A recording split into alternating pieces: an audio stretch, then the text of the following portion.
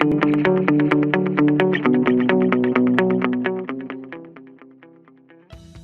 and welcome to the Analyst by Vajiram and Ravi, your daily guide to decoding current affairs the smart way for UPSC. It's October 10th, 2025 and today's edition features two insightful analysis articles for mains examination. Firstly, today is World Mental Health Day. So we will be highlighting India's urgent need for a unified stigma-free mental health approach. And the second article is actually on India-Australia Defence Partnership, a key pillar shaping the Indo-Pacific security architecture. Finally, in our prelims 2026 simplified section, we will be covering vital updates on the India-UK Trade Pact, Supreme Court's ruling on district judges' appointment, the Saksham scheme, China's curbs on rare earth exports, and India's national red list for the first time. So let's begin. Hi guys, welcome back again to another episode of The Analyst, where today is October 10th and as you know, it is the World Mental Health Day today. And in this particular day, we will be taking up two important editorials from the Hindu, and we will be combining the various statistics, the facts, the schemes, the analysis that we can actually extract out of this for our exam purpose. Now, when we come to our exam, now we have prelims where we have the sections of inclusive growth, we have social sector initiatives where there can be various questions on government schemes related to mental health. Also, we have GS 1, 2, 3. All the three papers are extremely important, including GS 4 too, when it comes to mental health.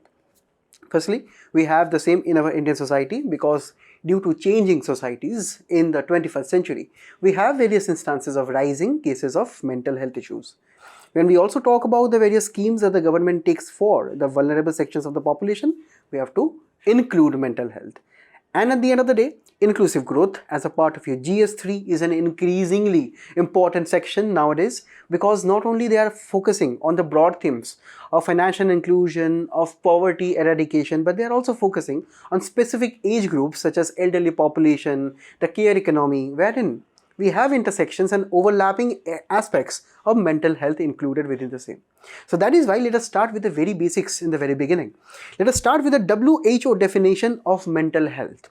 We actually have covered mental health very briefly in the previous analyst sessions, where right now I'm going to take it to a very deeper level when it comes to your mains examination. So when we talk about the WHO definition, it is a very, very comprehensive definition, guys. And for your answer writing, it is always recommended to write concise and effective definitions by standard organizations, whether they are international or domestic.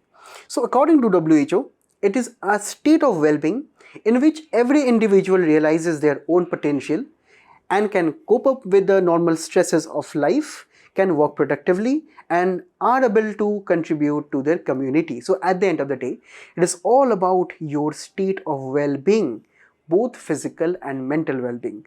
So this is where we understand that if you are disbalanced due to the normal stresses of life, your work pressures and all of those things that actually contribute to societal pressures too, these lead to mental health crisis in the entire world. As you can understand, in the entire world, according to the WHO data, there are more than 1 billion people who are suffering. That is around 13% of the total people. And also when we talk about India, we have 200 million Indians approximately who are suffering through mental health crisis. And when we actually talk about mental health issues, what we are actually talking about? So there are generally two conditions. Firstly, we have the common conditions and the severe conditions. Common conditions include anxiety disorders, depression, stress-related issues, which are actually very serious issues. If left untreated, if you do not focus your attention on these mental health issues, which are quite common sometimes, this can lead to more severe issues such as bipolar disorder, schizophrenia, personality disorders, and these are actually extremely difficult to cure. Now guys, we have to understand, in our Indian society, we have this mental stigma that you cannot have a disease in your mind.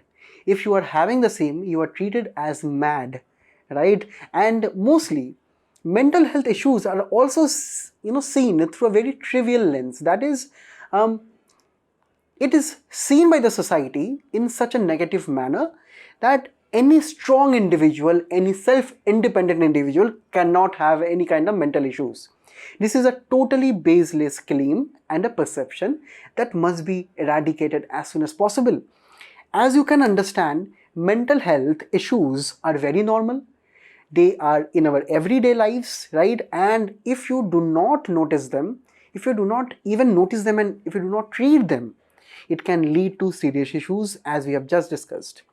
And this can be understood via a term known as lifetime prevalence. This means that there are around 13.7% of Indians who live with mental health issues throughout their lives. That means out of 100 Indians, 13 or 14 actually suffer throughout their entire life. And they lack in confidence, they lack in eloquence, they lack in productivity, and at the end of the day, their lives also are sometimes wrecked, right? Next, when we talk about the loss due to these many people suffering from this kind of issues, India loses around 2.5% of our annual GDP due to this concern. Also, according to WHO recent reports, we have around 16.3 suicide cases out of 1 lakh cases, right? Next, when we talk about the recent NCRB data, in the last session, I actually discussed about the NCRB report on children. Now, when we talk about the NCRB report, according to the mental health issues, we have around 73% men who are suffering from mental health issues, and mostly they are in cities, and the states are ranging from Maharashtra to Tamil Nadu to Madhya Pradesh and Karnataka. So you can understand this is the data and the statistic that we have in front of us that is actually signifying that more men are suffering in cities, and also there are some states which are suffering the most. Now, when we talk about more statistics from the editorials from the NCRB report, when we talk about the psychiatrists that we require in the country to treat mentally ill people, we have around only 0.75 psychiatrists per 1 lakh, whereas the WHO standard is minimum of 3. Also, when we talk about psychologists, we have further less of it. And when we talk about the global average, that is also less and also lesser than the WHO standard. Next, when we talk about the mentally ill people who do not receive treatment over their period of lifetime, so that is at the tune of 70 to 92% in the country, compared to only 40 to 55% in the entire world. Also, when we talk about the budget, we have around only 1.05% of the overall budget dedicated to health. And out of this, we have a very negligible amount for mental health issues. But when we talk about the entire world, the health budget around the various advanced countries is at the tune of around 8 to 10%. Also, when we talk about the insurance coverage, right, it is less than 15% and it is more than 80% in the entire world. Also, when we talk about the rehabilitation coverage, that is after you are treated of mental illness, so you must be treated and trained via various psychologists, by counseling, so that is around 15% of the needs. But when we talk about the developed countries, that is 70%. And when we talk about the data, how we all are getting the data, in India, the data collection is actually very, very poor. So our networks at the hospital and the various local clinics are not that, at the par of the global level when we have real-time monitoring at the global scale. So these are the major things that we need to actually treat here. Because guys, this mental health crisis is a silent pandemic in the country. If left untreated, we will have millions and millions of more Indians who will be suffering through it silently without uttering a single word. And that is actually very, very serious issue. And that is why we have one day, that is October 10th, as a separate day for mental health crisis. So that is why let us look at major hurdles in the country. We often come across such headlines that various farmers have committed suicides, and obviously according to the recent report, right, there have been around 10,786 farmers who have committed suicide in 2023 alone. And this is actually the reported cases. The unreported cases are actually much more higher. When we talk about the rise in student suicides in the country, particularly in various sections of our country, you can actually let me know in the comments which are actually the various cities where in the student infrastructure is not good and where they are seeing the maximum number of suicides in the country. According to the recent data from 2022, there have been around 13,000 students rather, who have died of suicide every year. And all of this we can understand, the rising amount of suicides are of different reasons. Firstly, the biggest share, according to the recent NCRB report 2023, we have family issues, then we have illness, then we have marriage related issues, then we have love affairs, right? Then we have substance abuse and various other causes. So as you can understand, so this is actually the major leading causes, and we can actually track this at the very root. Maybe we can eliminate this kind of cases. So firstly, when we talk about the mental health crisis, which is a silent pandemic, we have the structural and institutional gaps. Various departments, various state governments, various district administration have their own separate approach of dealing with mental health crisis. Right? We do not have a unified national policy, national structure when it comes to rehabilitation, when it comes to the various training measures, counseling, psychologists, psychiatrists, a kind of an umbrella institution we do not have. We have a policy that dates back to 1986, but we have to understand that umbrella scheme is not there. And that is actually leading to various underfunding across ministries, across district mental health programs. We have lack of trained professionals, as we have just seen the data that we can understand from these two columns. Also, when we talk about the stigma and the societal barriers that we have in the country, we have discussed how it is treated as a mad disease. And at the end of the day, people do not focus too much on mental health in the country, because in India and also in various parts of the world also, it is treated as a personal weakness or shame. So people, instead of opening up, who are suffering silently from depression, from various anxiety disorders, instead of opening up to their even friends and families, they stay silent. And the more they will stay silent, the more depressed, the more suppressed they will feel, the less emotions they will express, the less human beings that they will become. And at the end of the day, they will be suffering those severe cases such as personality disorders, schizophrenia, and whatnot. At the end of the day, people also faces dementia and various short-term memory losses. And the quality of life that suffers. So this leads to late diagnosis, treatment dropout, and social isolation when the severe cases try to actually crop up in their lives. So if you do not treat it at the very beginning stage, this can escalate to a pandemic tomorrow. Next, when we talk about the economic impact, it leads to $1 trillion losses to the global GDP, right? And this will be amounting to the same by 2030. Also, when we talk about the digital world, right now we are actually talking about modernizing our technologies on a digital scale. We are talking about using so many social media applications, the OTT platforms that we have. But at the end of the day, social media, don't you think, in your own opinion, that social media, instead of making us social, are making us antisocial, making us more depressed, making us actually compare to others, making us feel that our lives are not enough, our money is not enough, our aspirations are not enough. We compare with our friends, with our families who are right now situated well or who are not doing well in their lives, and sometimes we feel very, very isolated in the entire process. So this is exactly what are the other aspects of social media are. And here we use social media on a very, very accessible scale right now in the country, where India is actually having the cheapest data rates in the entire world. And everyone can right now afford a smartphone, afford a basic internet connection, and they are hooked onto Meta, onto WhatsApp, onto Instagram, and whatnot. So that is why no one is here to actually tell us that social media will actually be leading to a silent pandemic of mental illness tomorrow. No one in schools and colleges are actually including this as a strict curriculum in our, say, academic lifestyles. Also in our homes, we see even sometimes our relatives are too much hooked onto social media, onto smartphones, that how they can even understand what is going on, right? So in these cases, we also have so many instances of cyberbullying, misinformation, fake news, which elevates the stress of various peoples. And next and finally, we as a country are actually following older diagnostic systems where the world has actually progressed on to further new diagnostic models. For example, say if I actually go to any diagnostic center and the doctor recommends me some various tests, so we have only set number of parameters on which our diagnostics are done right now. But in advanced economies and developed countries, apart from those usual diagnostics that we have to conduct, they also conduct various mental health diagnostics too. So that is not present in our country.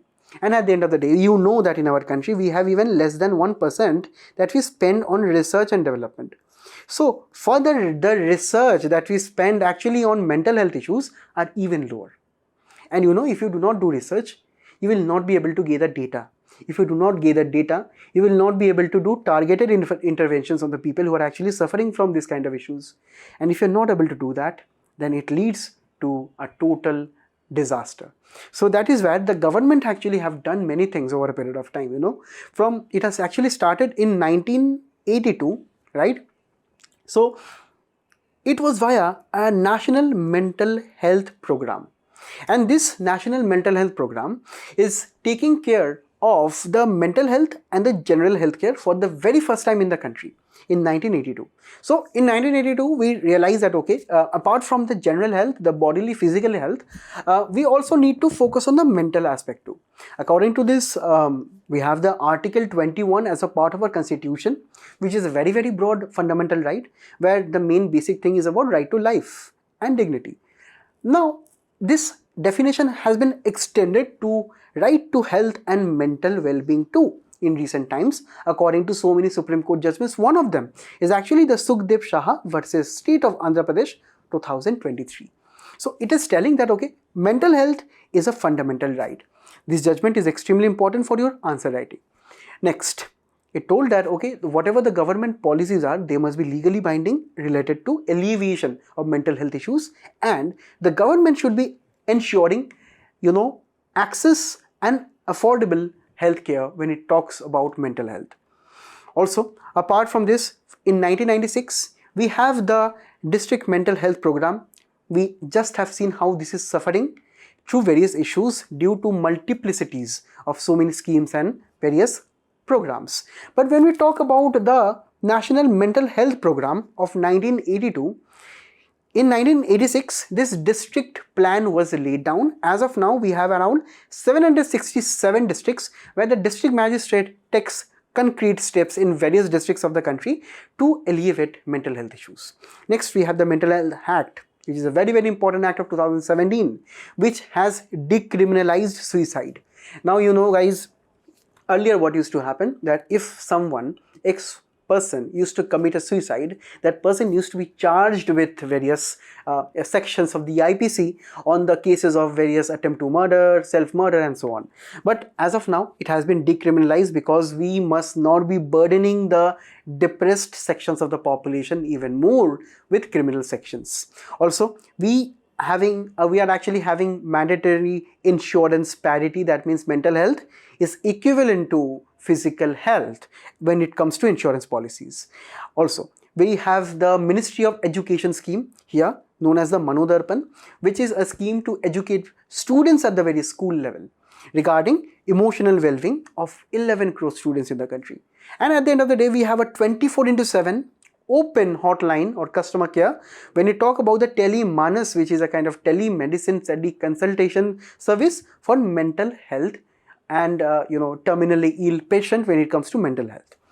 And that is where we have to combine the learnings of the two editorials here, and we have to understand what are the steps and the reforms that are needed towards this direction.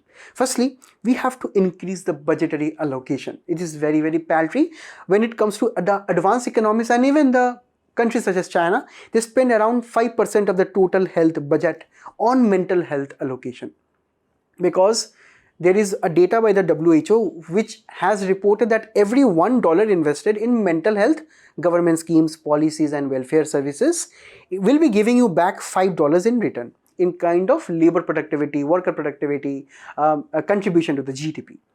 Next, we must be integrating mental health into primary healthcare, which is actually the grassroots healthcare. In this, we have to actually include the people who are at the grassroots level, such as the ASHA workers, the nurses and the counselors. And we need to mandate routine health checkups across the districts, and these health checkups must be related to eye issues, must be related to health issues, must be also be related to mental health issues mandatorily.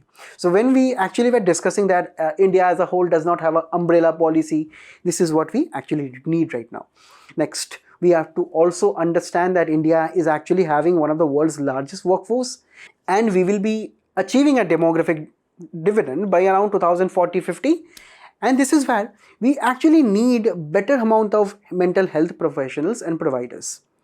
And also, we have to understand 70% of India approximately still lives in our villages. We have to focus on the rural districts too. Next, on the policy and the legal modernization, we have to update to ICD 11, which is the next level of diagnostics. Remember, we were discussing that our diagnostics levels are quite outdated. We have to focus on the next level to the par of the advanced countries. Next, we also need to modernize the mental health review boards in the various state governments and give it more funding. Also, the insurance and financial access must also be associated with the PMJ, right? And also Ayushman Bharat initiative. Next, when we talk about data monitoring and evaluation, we talked about how we need to spend more money on research and development, and we need to also equip the district mental health dashboards, and this must be digitally present on a website. Also, we have to do performance auditing, and whatever the performance of the various districts would be, right, according to them the funds will be given the next year. So the better performance, the more funds they will be getting. This should be the norm. And we need more awareness campaigns where we need to include mental health issues more severely in our school curriculum. And also we need to rope in the private companies to do more CSR activities, and they can spend the money that they actually have earned via profits on mental health also. And the celebrities and the social media are powerful weapons which can be used to eradicate this mess. And at the end of the day, we have so many ministries, so many departments working on the same objective. So why not have a national mental health coordination mission? So this will be a mission to integrate the Ministry of Education, Health, Family Welfare, right, Women, Child, everyone on a single portal. And they can actually have the unified approach here. Next, also, when we need to implement any government scheme, we need to understand that there must be targeted intervention. There cannot be one size fits all policy. In recent times, we have just seen farmers, homemakers, students, general public. These are the sections of the population who are committing highest number of suicide cases. And for them, for the farmers, we need debt relief. We need to give them relief from the heavy burden of loans. We need to do counseling, and we need to give livelihood support. Can anyone in the comment section tell me what is a very, very famous livelihood support scheme for the farmers by the union government?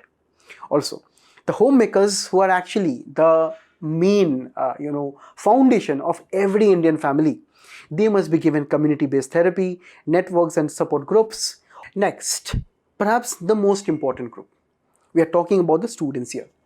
And the students are ranging from so many communities, starting from the school students to the joint engineering medical students to the government exam aspirants, including us, right? So we actually have to understand that we are such sections of the population who are having huge potential. And if at any point of time we are facing these mental health issues, we have witnessed this, right? Every one of us, that it impacts our productivity. So from my side, I want to tell you one thing. Students, all of you have to understand that the syllabus burden, the examination burden is all, of an imagination that we are suffering in our mind. And we have to understand that we suffer only in our imagination. Let us put good work, let us strategize a good plan, and let us execute it. And then you will understand that, okay, we are actually working in the right direction. Right? Even after that, if you need help regarding resources, regarding material, we are always there. I'm always there for all of you. Please do let me know what you require in the comments. I can actually answer all your doubts.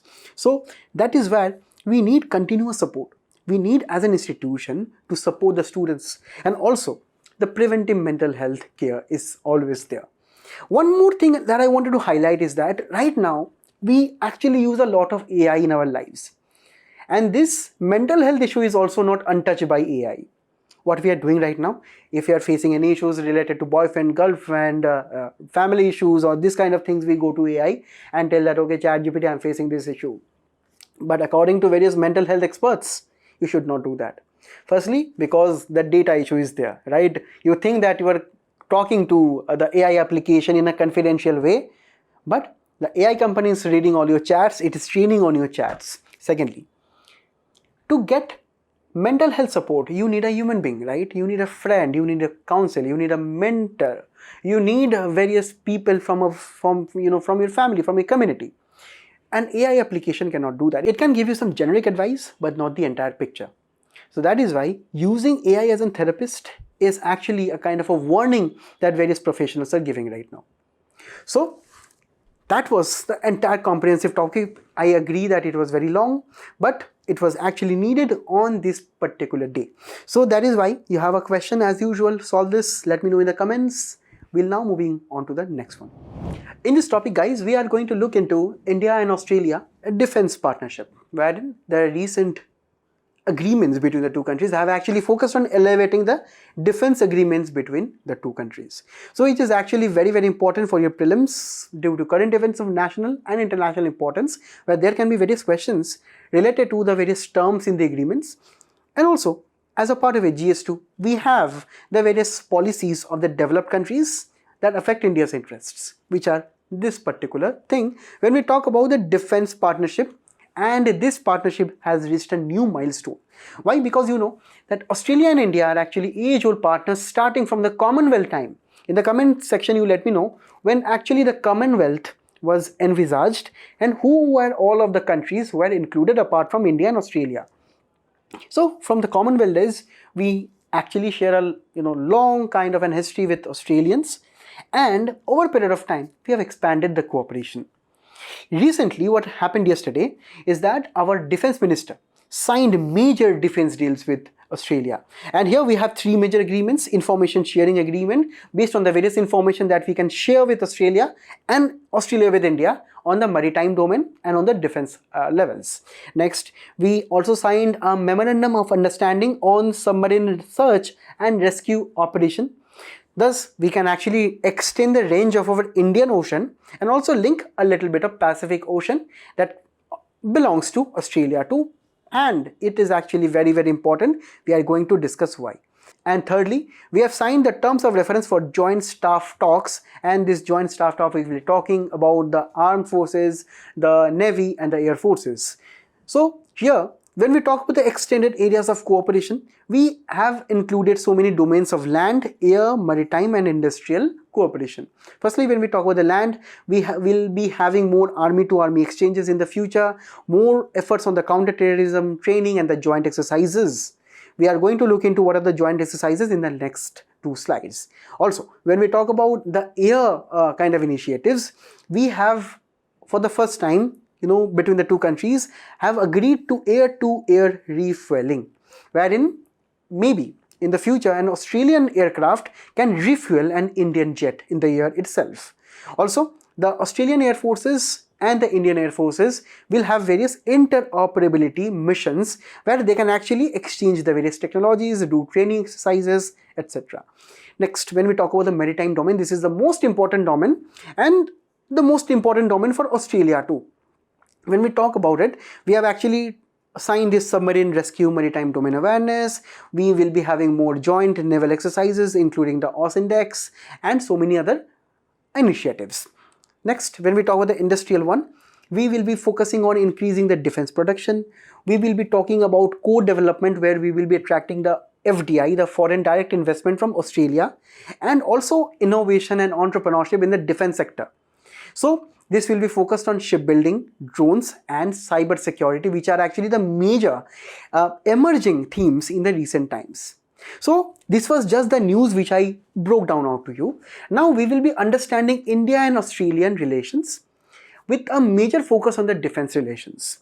Firstly, we have to understand that that India and Australia are going way back in 1941 when the trade office was established in Sydney.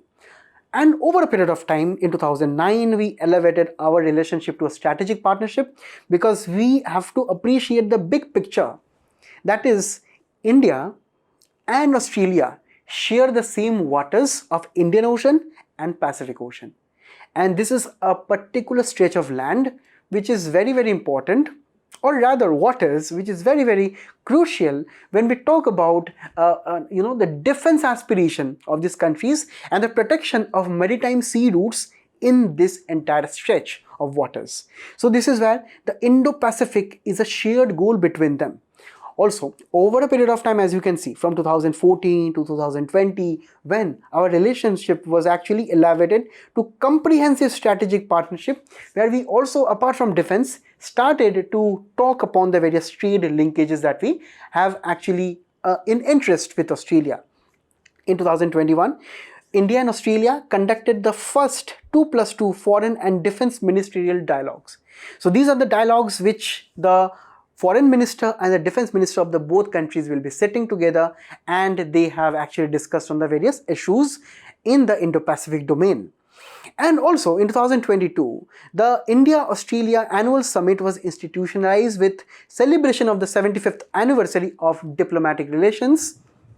Now, here we have to understand why India and Australia is actually inching together in this constructive way in this region, because we have one common adversary in the case of China. Now, China has created separate issues with both India and Australia. We know that on our Indian side, we have the issue at borders, at the LSE, line of actual control. In cases of economic issues, we are also having huge trade deficit with China in trade and technology. We are dependent on solar panels, critical minerals on China, a topic which we'll also cover in the next topics. And strategic concerns with reference to China and India are with reference to continental and maritime domain, both of them. Because on our border side, China is very aggressive. Even on the maritime domain, in the Indian Ocean, we have various Chinese vessels coming through, right?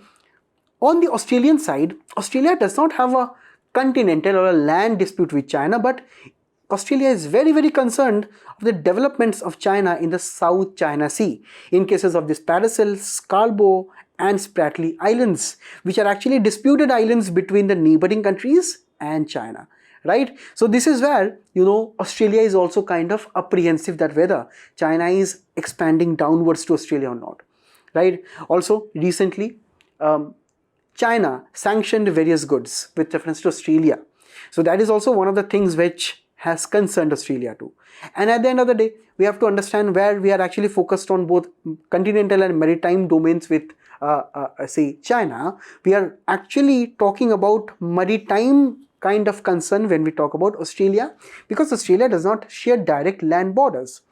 Now here, when we talk about right now the need for defense and security cooperation in cases of this Chinese aggression, we have to first understand that India and Australia are actually part of various regional architectures such as East Asia Summit, Indian Ocean Rim Association and the Indo-Pacific Oceans Initiative. So all of them have different functions, and it is extremely crucial for both of the countries to be present and express their own interests in these kind of domain, and actually to collaborate and have a better amount of ocean governance in the region.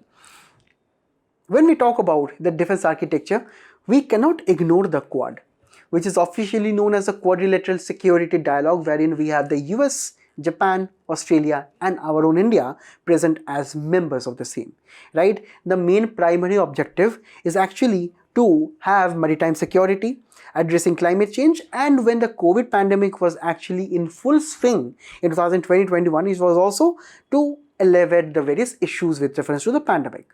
Now, apart from this, apart from the Quad and the various regional organizations, we also have the various exercises across various domains. Firstly, the maritime exercise of AUSINDEX, a collaboration between Australian and Indian Navy. Another Indian Navy collaboration is the cases of Malabar exercise, Army, the Austra Hind, the air exercise is Tarang Shakti, combined is the Talisman Sabre. So these are all the exercises that we have to keep in mind. Apart from this, there are various other aspects of defense and security cooperation too. Firstly, we have the enhanced operational capabilities in recent times, such as the air-to-air refueling agreement which we signed in 2024. In 2025 right now, it became a reality, right? Also, we have signed the submarine rescue agreement recently, and regularly Indian and Australian maritime patrols take place, and these actually help us know about the recent ongoing cases of any kind of external aggression from Chinese side in the Indian and the Pacific Oceans. Also, when we talk about the defense industry collaboration, we have Defense Trade Mission 2025 between the two countries, which they are actually talking about joint manufacturing plus supply chain management of the various maritime fleet, the aircrafts and the defense equipments. Also, India as itself gives the maintenance, repair and operation support to Australian vessels. Right? If you can look at this Royal Australian Navy vessel here, so if at all in this kind of vessels come to Indian ports, India has an obligation to give the support for MRO. The same case is also for the Australian side. Also, we have joint working group for emerging technology, which is actually focusing on air drones, AI and cyber technologies too. Now, we have covered the various defense deals. Now it is time to talk about economics and trade. So as two countries, we actually signed in 2022 the Economic Cooperation and Trade Agreement. The ECTA which was signed was extremely kind of instrumental back in 2022. So where, in 2022, we actually talked about ending the various duties and tariffs between India and Australia, where mainly the Indian exports such as textile, gems, leather, IT sectors they gained, and the Australian exports such as coal, minerals, wine, education services, they also gained a lot of market access in both of the countries. Right now, India and Australia are also moving and thinking towards a comprehensive economic agreement. Now, this is actually an agreement where we are trying to also bring in patents, also related to migration and various other aspects of the agreement between the two countries. So here we are also talking about huge investments in the cases of foreign investments coming from Australia, and we are targeting to achieve the bilateral trade between the two countries at the tune of $100 billion by 2030. But as of now, this has been delayed, right? Okay. Next is the case of critical mineral cooperation. And apart from the various Latin American countries, Australia surprisingly is also a very huge supplier of critical minerals. That is why we have the Critical Minerals Investment Partnership of 2023. In 2024, we also have focused on increasing the investments in solar and wind energy in the country via Renewable Energy Partnership with Australia. Right? So these were the various economic relations. Now, finally, about the people-to-people connect. Firstly, we have a huge amount of diaspora in Australia. So we have around 1 million Indians living in Australia. They are mainly employed in the science, technology, engineering, management fields as usual, because Indians are actually highly skilled abroad. Also, when we talk about entrepreneurship, a lot of Indians are actually carrying out businesses. And also, when we talk about education and skills, India is actually in fact the largest source of international students in Australia. They are earning a huge amount of foreign exchange. They are also getting huge amount of Indians who are highly skilled, right? And if you can look at the data here, India, UK, China are actually the top 3 countries in Australia in cases of students.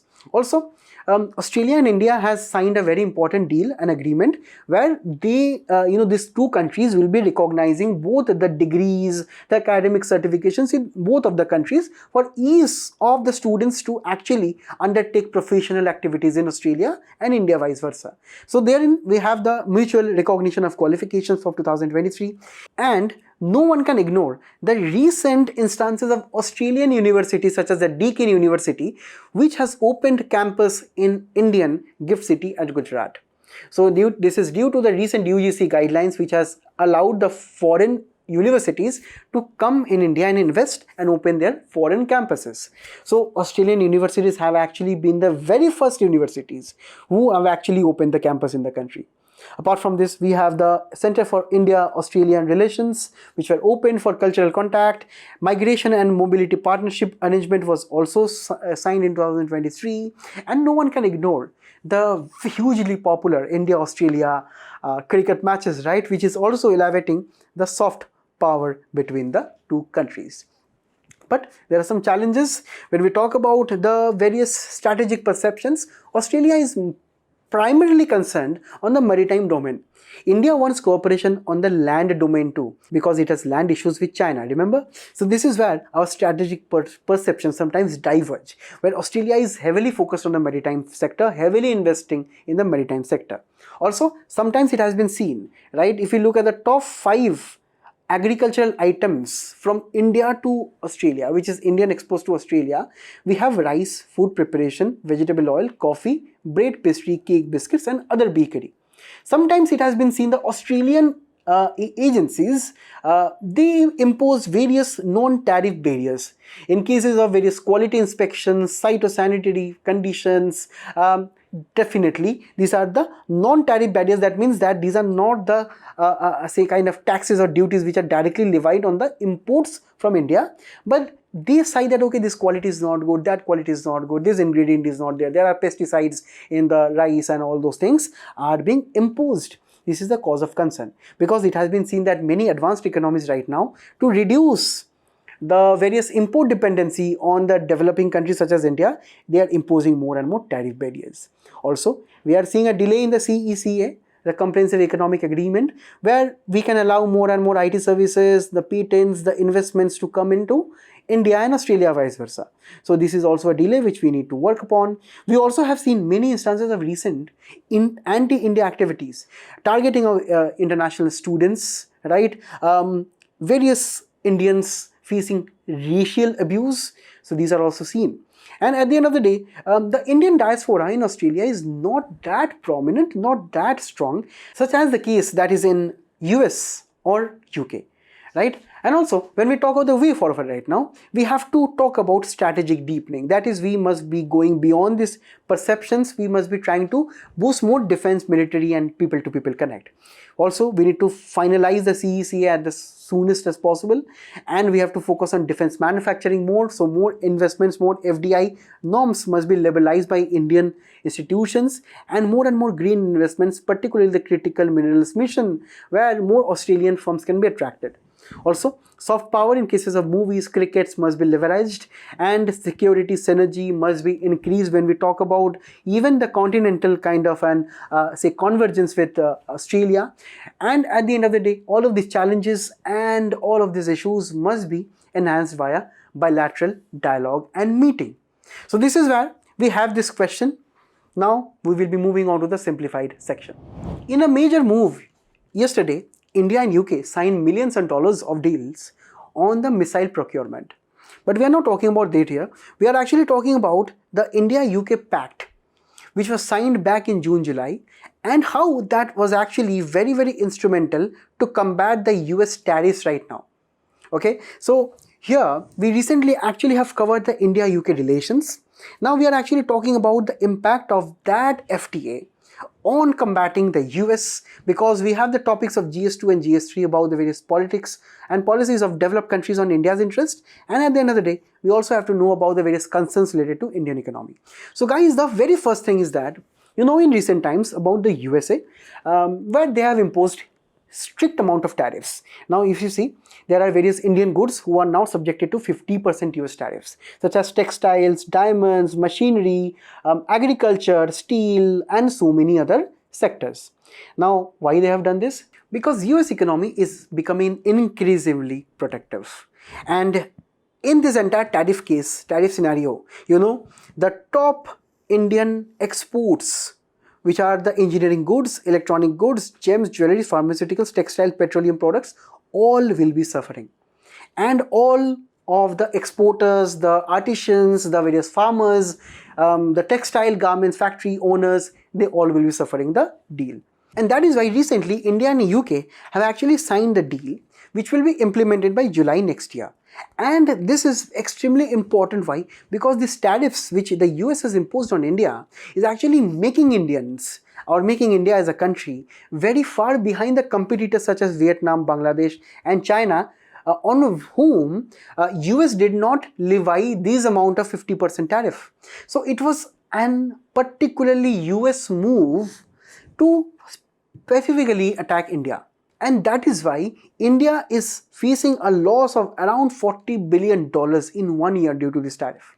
So India, UK signed this FTA to have 0% duty on processed food, vegetable oil, transport, leather, electric machinery, textile, wood and so on. So if you see, this is a kind of a very strategic posturing by India to actually diversify its trade partners, because we as a country know that we cannot be dependent on very big markets such as the US to showcase our exports. We have to diversify right now to UK. We have to diversify to the Middle East, to the Southeast Asian nations, to Australia and so on.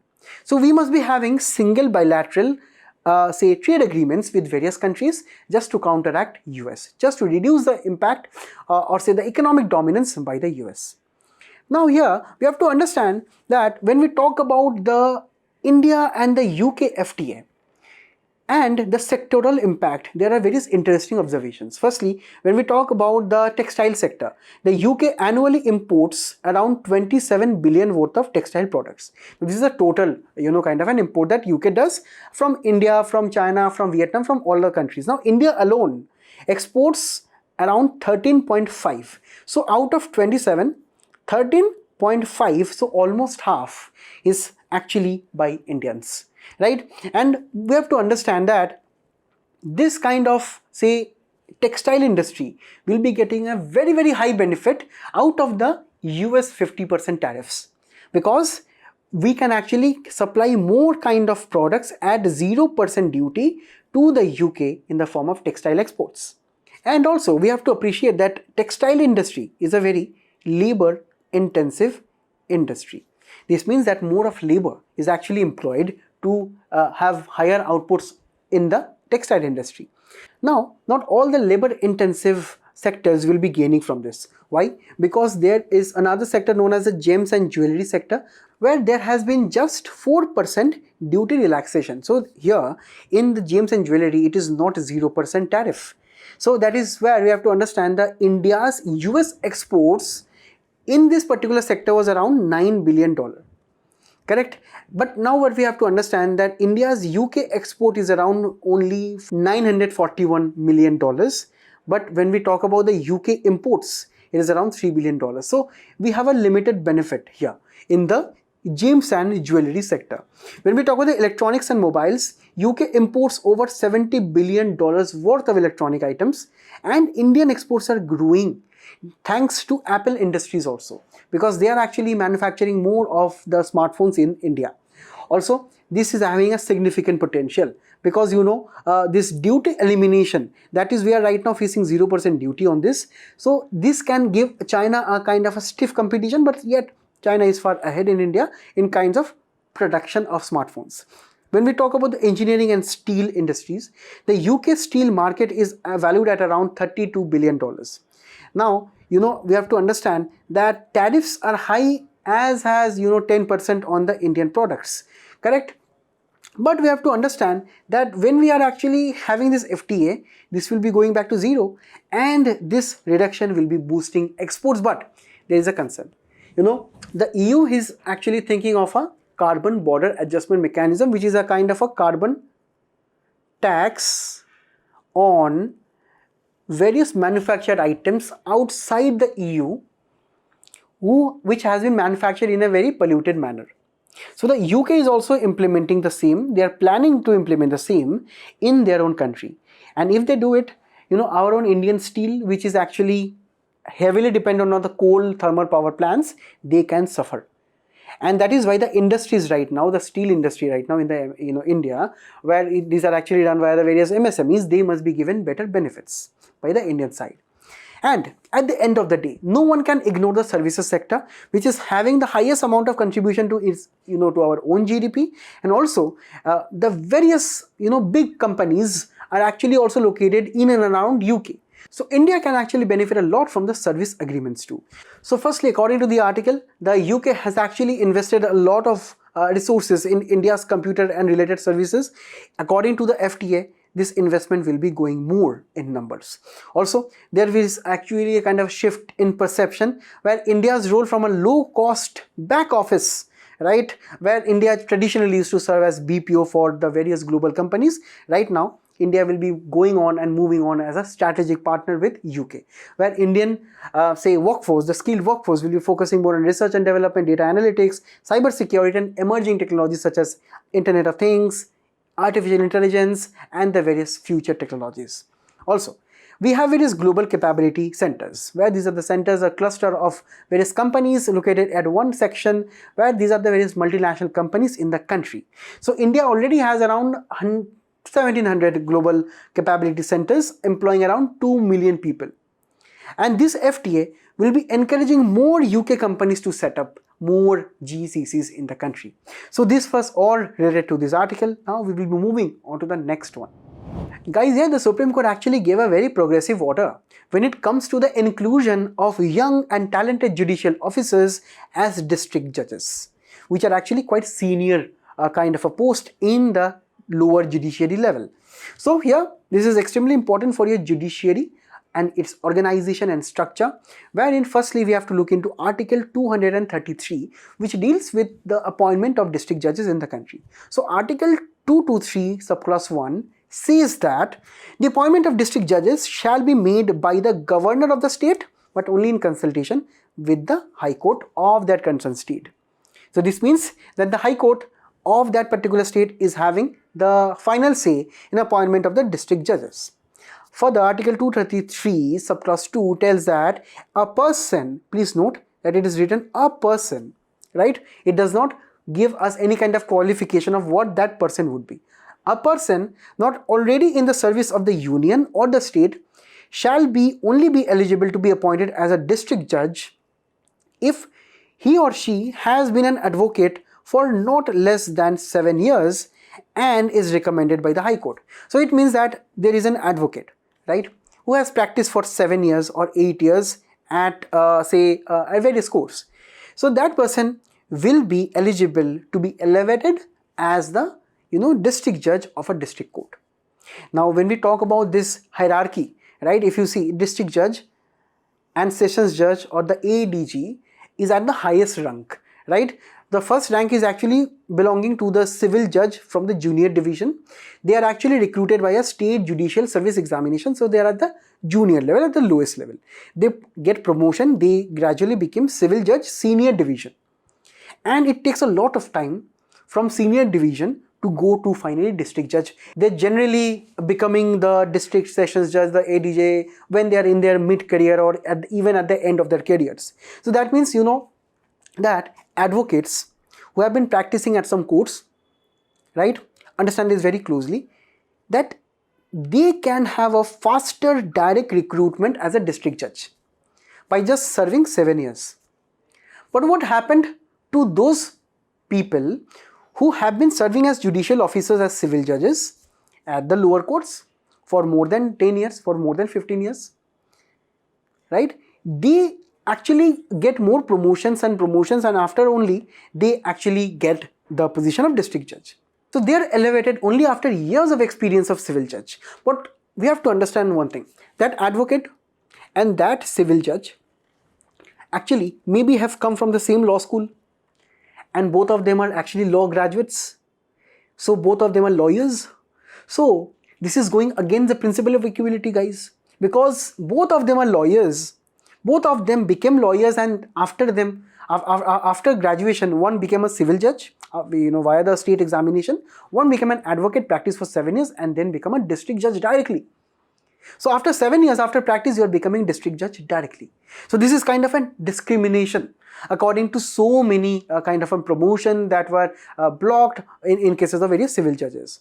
So Supreme Court, to encourage more young talent into the district judge administration, so the Supreme Court told that anyone who is above the age of 35, who is an advocate with 7 years of experience and also a civil judge, right, Now they also can have 7 years of experience as civil judge and as lawyers both. So both of that experience will be counted right now. So Supreme Court told that this is a kind of a justification rule, that once you became a civil judge, you are no longer a lawyer. Now this is not the case. Once a lawyer, always a lawyer. Once you pass law school, you are a lawyer. As a judge also, you are having that law qualification, right? And as a judge, you are actually dealing with more kind of an experience, right? You are passing judgments. So you are actually at par with an advocate to become a district judge. And that is why, for both career pathways, for a practicing lawyer and for a judicial officer, right? Both of them and their years of experience should be accounted for district judge, correct? And Supreme Court also gave another reason. Supreme Court told that Article 233, let us read it again, right? 233 tells us that any person, a person. That means here, a person not already in service means that, you have to understand that there is no qualification that a civil judge cannot become a district judge after 9 years or 7 years of practice, right? So it means that Constitution is also silent on this matter. So Supreme Court actually thought that, okay, we have to bring in more new talent. We have to reduce the various cases which are pending to the tune of 4.5 crore cases, right? And we have to strengthen the judicial pipeline because more young talent can go to High Court and then to Supreme Court also. So let us make this appointment faster, more inclusive, and we can actually encourage a lot of younger aspirants also to prepare for these exams and actually become judges, district judges, and so on. So this is actually a whole ecosystem, a very, very landmark judgment that the Supreme Court has given right now to infuse the important skills in the lower judiciary. So that is where we will now be moving on to the next topic. Guys, in 2025, we are having so many initiatives by the Indian government, mainly by the Ministry of Defense, to improve our defense stature. So here we have another scheme, another program known as Saksham. It is very, very important for our security challenges and the management of the challenges at our border areas, because we are actually talking about the drone scheme here, which is going by the name of Situational Awareness for Kinetic Soft and Hard Kill Asset Management. The whole is actually given the name of Saksham. Now, Saksham is actually kind of a very, very technologically advanced scheme. You have to understand this very properly. Firstly, understand this, guys, that there are various countries which are said to dominate drone warfare in the future, such as US, China, Russia, India, Australia, and all of the countries. Why? Because in recent times and even in Operation Sindoor, as you have seen, Pakistan used a lot of small mini drones as a kind of a say spying zone, attack zone, and even they tried to send hundreds of drones at one time to swarm our defense capabilities. That is why the Indian Army, in collaboration with the Bharat Electronics Limited, which is a kind of a central public sector enterprise of our country, has actually come up with a very novel and innovative technology. Understand one thing, guys. Earlier we used to focus on one concept known as the tactical battle area. That means we generally were focused on the attacks on the ground, right? Now what we have understood that after the Operation Sindoor, say the Russia-Ukraine attack, say the various Israel and Gaza tensions which all involve drones, now we have noticed one thing, guys. War is not actually taking place in the near field, in the land only. It is also taking place on the ground and also on one area which we know as littoral airspace or air littoral. Air littoral is that low altitude airspace just above the ground, that is around 3,000 meters, that is around 10,000 feet from the ground to 10,000 feet. This is the area that we know as littoral airspace or air littoral. Here only we have the maximum amount of usage of drones. So why not create a kind of an invisible dome that detects all the incoming drones which are friendly and also which are enemy drones. We will be identifying the friendly drones, we will not be attacking them. We will be identifying the enemy zones and we will be doing two things with them: soft kill and hard kill, using various sensors, AI and counter drone weapons. So soft kill means that we can actually target the incoming enemy drone circuit boards, we can try to jam the communication system and we can deactivate it. Hard kill means that we have to target the drones with proper weapons, and if needed anti-drone weapons too, in cases of firepower, ammunition, etc. Right? So this Saksham is actually kind of a technology to detect, track, identify and neutralize hostile drones, right, by having real-time detection via radar, various radio frequency sensors and various infrared and various other electromagnetic equipments. So we can actually have a kind of an wide area where we actually call this area as tactical battlefield space. So this is actually a kind of a collaboration between the Indian Army and the BEL, where this will be using these kind of centers to have various prediction of the drone paths and the threats using AI analysis. We have also integrated a C2 system where the sensors, countermeasures will be delivering two kinds of kill, soft and hard kill, that we have just discussed right now. This entire battlefield of drone will be visualized on a computer in a 3D mode. And this is actually very, very technologically intensive. It requires a lot of funding, lot of money, guys, right? So this will be giving a 3D map of the entire drone structures, whether they are friendly, neutral or hostile aerial targets. So all of the aerial targets, right, will be mapped. Also, interoperability will be there seamlessly with various army systems also, such as the Akash Tir. We have seen recently also. Let me know what this is in the comments below. And at the end of the day, automated decision support is there. That is there where the army sources, the army resources, such as a commander who needs to be seated at the computer 24/7 needs not be the case right now. So this system can use AI to make its own automatic decision, right? So within seconds, they can actually soft or hard kill the drones. So this is what the technology is. This was all for it, and now we'll be moving on to the next one. Guys, China has imposed new export restrictions on its rare earth and technology. Very, very important piece when we talk about infrastructure, when we talk about the general science of rare earths and what the restrictions are actually. Guys, we have heard about this term extensively. Rare earth are actually 7 metallic elements in 2 groups: lanthanides, scandium and lithium. So these are actually the groups of your periodic table where we have so many use cases. We use rare earth in permanent magnets, which are used in EV motors, wind turbines, military equipments. Then we have phosphors and lighting, right, which are used at display, and we have electronic and fiber optics. We have defense and aeronautics, where we actually use them in radar, guidance, jet engine and advanced research, such as developing the next version of quantum devices. So we understand that, guys, rare earths are indispensable if we are thinking about the future and the future electronic items. So this is actually where we have to understand that China is actually controlling and restricting the exports of holmium, erbium, thulium, europium and ytterbium.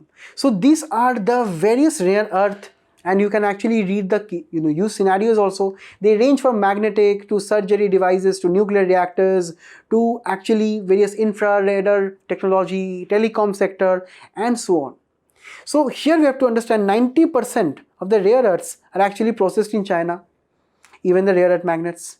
17 are the various important and vital rare earths which are important in aircraft, military and so on.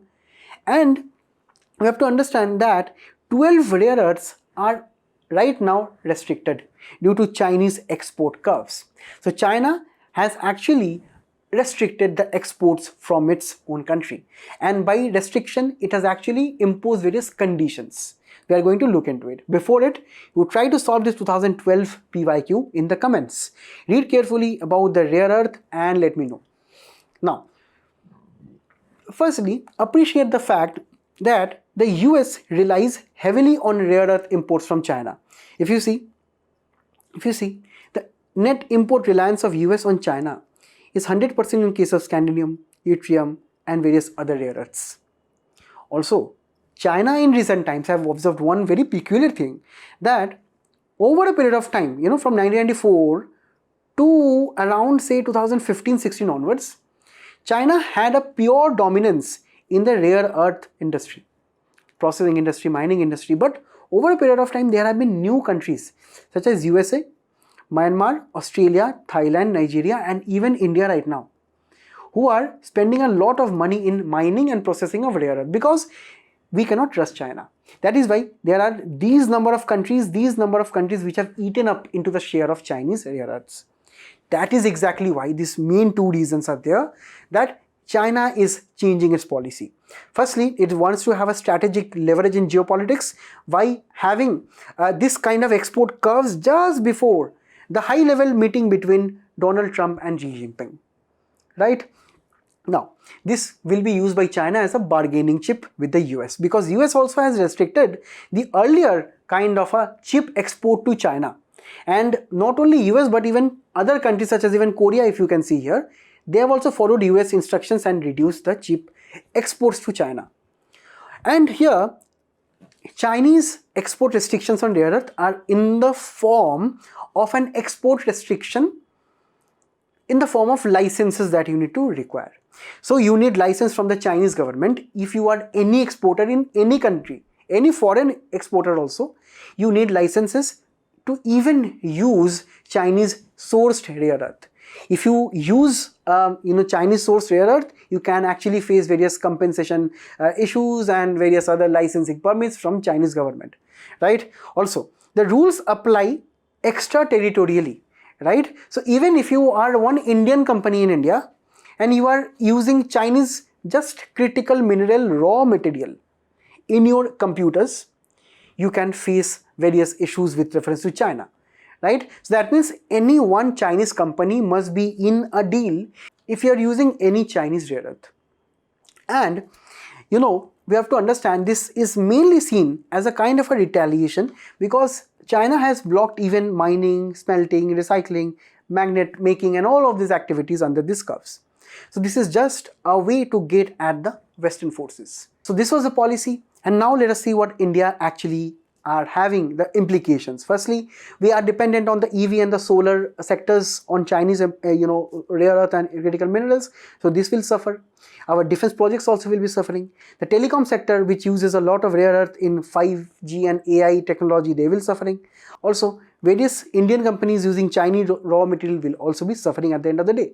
That is why, if you can see that in India also, we have so many amount of rare earth in various parts of the country such as Gujarat, Jharkhand, West Bengal, Tamil Nadu, Karnataka and so on. So we should be having our own strategic stockpile and having domestic processing too. We should have regional partnership with Australia, with Bolivia, with mainly the lithium triangle countries. Also, we must be focusing on recycling and substitution, because a lot of IT kind of goods, they have this kind of rare earth, right? And we can actually extract them. And at the end of the day, we have to envisage this as an industrial mission too. Now on to the last article, guys. The IUCN convention is undergoing at Abu Dhabi right now. And there, our environmental minister has announced that India for the first time will be preparing our own national red list according to the IUCN red list. So this is extremely important for environment, for your prelims and also for your GST conservation. You know guys already that the red list categories are in the cases of say least concerned, where we have LC, and data deficient, right? The not threatened categories, where we have the threatened categories of vulnerable, endangered and critically vulnerable, and finally the extreme species which have gone extinct or extinct in the wild are also categorized here. So this is actually done by the IUCN, which is a global organization composed of both countries and society groups also. So these are the various civil society groups and the countries which are present. So if there are any questions that IUCN accepts only countries as members, that would be incorrect. Also, this Congress which is going on happens once in every 4 years. That is why India has given a commitment to actually have our own national list on this species.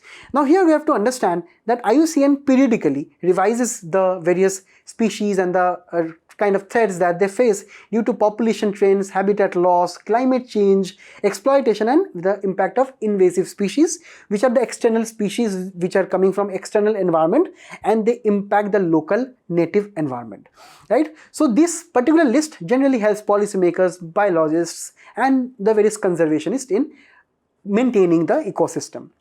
Now, India's main red list assessment is that we are actually signatory to the Convention of Biological Diversity and the recent Kunming-Montreal Global Biodiversity Framework. Now, India, for the first time, will be approximately assessing the extinction risk of 11,000 species, consisting of 7,000 and 4,000 flora and fauna respectively species. So the main implementing agencies here, firstly, will be the nodal agency in the form of Ministry of Environment, Forest and Climate Change. Here, the flora assessment will be done by the Botanical Survey of India. The fauna assessment will be done by the Zoological Survey of India, where the technical and data support also will be given the Wildlife Institute of India. Very, very important for your prelims examination. Now here, there would be various other experts and taxonomists. Mainly, they will be assessing India's current biological assessment. Now, in the country, flora plus fungi will be assessed, right? But you have to understand that on a global scale, only around 6.3% of flora and 7.2% of Indian flora are being, kind of monitored. And when it comes to the endemic species, right, which are very, very unique to India, we have around amphibians, which are 79% endemic to India, and reptiles too. Other than that, we have various other species on which we do not have proper data. So that is why we have to undertake this national mission to have a national red list only for our own policy research and conservation practices. As you can see here, these are the various endangered species across the country, and you can actually take a guess on these various species and their various amounts of say IUCN status too. In the comments below, you let me know what the species and their respective IUCN status. So this was all for today. I thank you all for being a very patient audience, and I hope you attempt the quiz which is following up. Till we meet again, all the best and best of luck. Thank you.